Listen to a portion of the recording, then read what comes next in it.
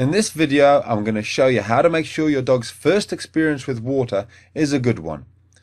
This is Nala. She's an older puppy, and as you can tell, she's never been near water and she's being very wary. What we're going to do here is stay calm, be patient, and have fun in the water. A quick way to get this message across is with the use of other dogs, and then in her own time, she'll come and join us. If you can't find any dogs, then don't worry. But roll up your trousers, wade in a couple of inches, or cross the little stream. Walk into the lake a little bit, and just start enjoying it yourself. Remember, the most important thing is not to put any pressure on your dog. If you do that, you're going to stress your dog. You must let your dog have good experiences the whole time and let them enjoy the experience. Here, Nala's getting more and more excited. Arona's on the other side of the bank. There's two dogs playing in the water. We're throwing sticks in, and before you know it, she's just going to make the plunge and go for it. All the time that she's running around, she's getting more and more wet. She's falling in a couple of times, but she's having a good experience. I'm confident that this puppy's going to love the water once she's in it. But if you're not so sure, then find a big puddle or a shallow stream of just a couple of inches and get them used to that first. It's best to start off with just staying in one area. That way your dog can get accustomed to the area, the depth of the water, and start figuring out what it is that they can do and just enjoying themselves without the worry of moving on to a new place and new surroundings. We've now been waiting about 15 minutes. Nala's excitement's building. She can't hold out much longer.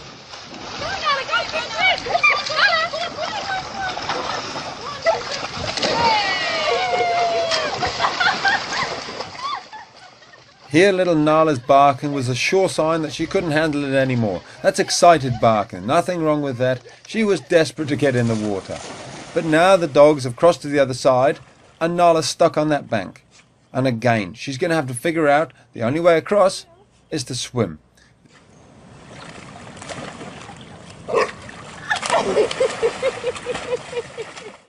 And there you have it. Diving, swimming, jumping, you basically can't stop them once they get in. But the reason she's loving it so much is because we didn't push her to start with. It's that patience at the beginning which pays off for the rest of your dog's life. So the key is take your time, stay relaxed and calm, and don't put any pressure on your dog.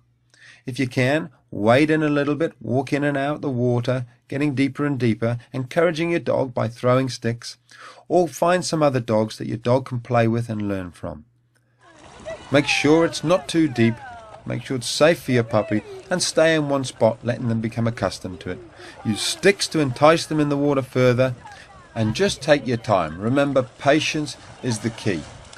Before you know it, your dog will be swimming like an Olympic swimmer, and then you simply won't be able to stop them.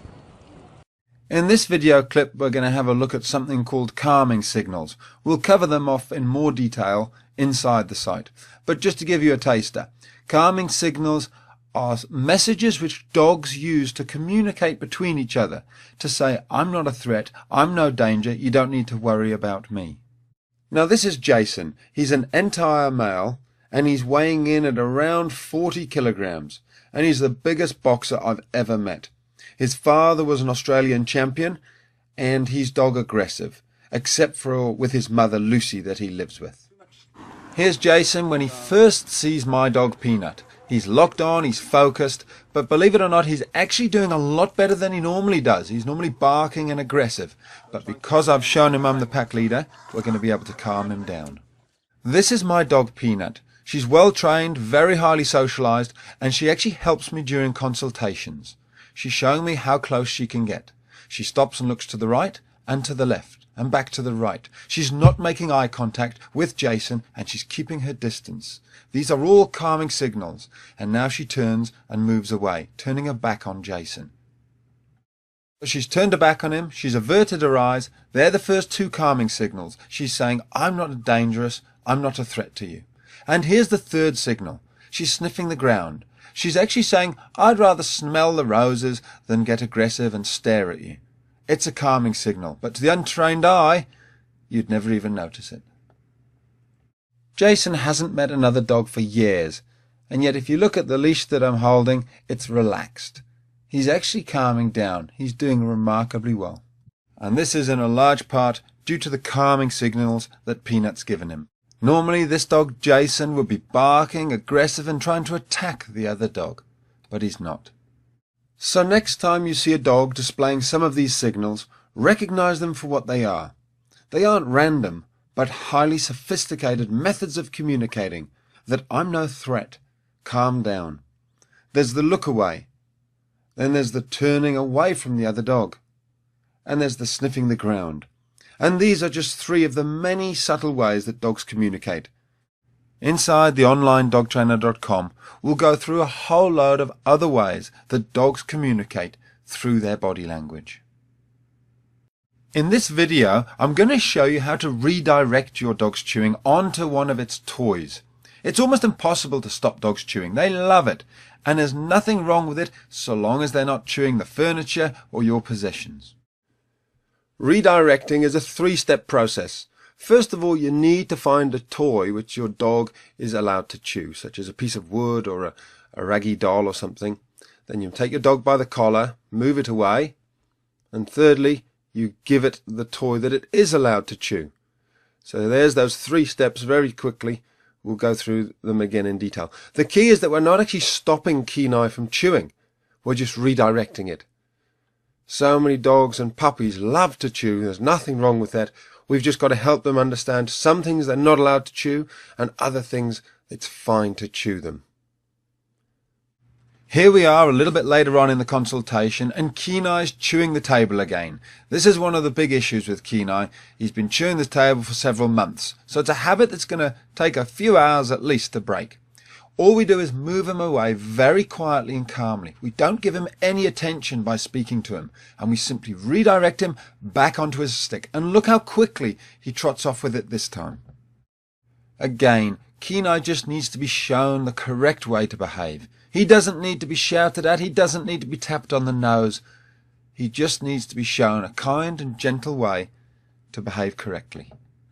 As with all things, practice makes perfect, so take your time, stay calm, and just keep giving your dog the same calm, consistent consequences of actions, and your dog will get it in the end. If your dog insists on chewing the couch after you've redirected them onto their little chew toy, then you can consider putting them into an isolation. You leave them there until they've stopped barking, and when they come out, they'll think twice about going back to chewing the couch. Make sure your dog knows which toys are its to chew by putting them into its pen or handing them and saying, "This is for Molly." Distraction is another word for the simple method that we've just gone through.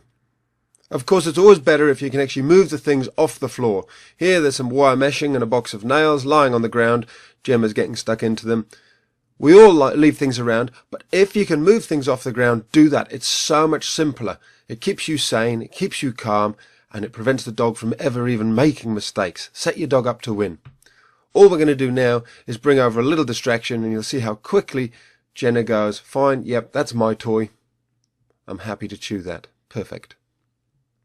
Of course, inside the site there's a whole load more videos about how to stop chewing and mouthing and biting and stealing things. But just remember, there's always those practical things such as not leaving things around on the floor. And the most important thing of all is establishing yourself as the pack leader. If you're not the pack leader, then of course your dog never really will take any notice of you, and everything will become a game. That's all covered off inside the onlinedogtrainer.com. I hope you join us. We're going to have lots of fun together. This is little Ruby. She's an 8-month-old little Spoodle, and she's a gorgeous little girl. However, when she went for a walk, she was causing her owners a whole host of problems. Here's one little trick which helped to turn her around. As you can see, as soon as the lead came out, even in the back garden, little Ruby would go pretty crazy, pulling and yanking and mouthing and chewing the lead. She was a small dog, but she could pull pretty strong, and she was tenacious. She didn't give up. Even on long walks, she'd keep pulling all the way down the road and across the street. She'd be dragging you here, dragging you there. She'd even drag you back home. There she goes. She just doesn't stop. Pull, pull, pull. Chew, chew, chew. It was a nightmare. Let me show you a simple way of correcting this behaviour. As always, the key to everything was gaining Ruby's trust and respect, and I did that through implementing and putting in place those 5 golden rules. Here's a little trick though that helped me establish a little bit more respect on the walk. One very simple way of getting her to change her behaviour is to put a little chain through her collar, and so that the first 1.5 foot of her leash is now a chain, but she still has her soft little fabric collar on. Now Ruby's still free to jump up and chew the chain if she wants to. It's her choice. There's going to be no shouting or pulling on the lead. We're going to let her change her own behaviour of her own free will. As you can see here, she thinks about it, she has a look, and she says, I think I'll try and jump up and get the lead. She has one good jump. There you go. Tries to get it. She can't reach it, and she says, fine. It's as quick as that. Now she's a changed dog. She's not going to bother chewing the chain anymore. She's just going to walk nice and sensibly. Perfect. As you can see, very soon she was walking perfectly by my side, happy to walk behind me, very loose lead, and she's not chewing it. And here we are on the way back home, still a very loose leash. And remember, this is outside, we're not in the garden anymore. Far more distractions, but she's perfect. And once she's changed her behaviour, we can revert back to the old lead. No chain required, it was a temporary training tool. By putting in place the 5 golden rules of the pack leader, I gained Amber's immediate respect. She knew she could trust me and should follow me, and so walking nicely on the lead by my side made perfect sense to her. A very common issue that people are faced with is trying to keep the dog out of certain areas in the house. Here's Stanley. He's a great Wheaten Terrier. However, he loves nothing more than to get under people's feet in the kitchen, especially when you're trying to make the dinner. Here I'm going to demonstrate to you a very simple way of showing your dog exactly where it is and where it isn't allowed. To Stanley's owners, it seems like either he doesn't know exactly where he's allowed or he doesn't care. I'd suggest it actually is a little bit of both. So if this is the line where you don't want the dog to go into the kitchen, the dog can't really see exactly where it is. We have it in our own minds as to where we think it is. But to make it really clear to the dog, all we're going to do is put down some sticky tape. It's crucial that there's a very obvious line for your dog, such as a change in the floor surface from wood to carpet. If there isn't, you need to make a clear dividing line using tape. Don't worry, it doesn't have to be forever. All we're going to do is kind of encourage him to come in.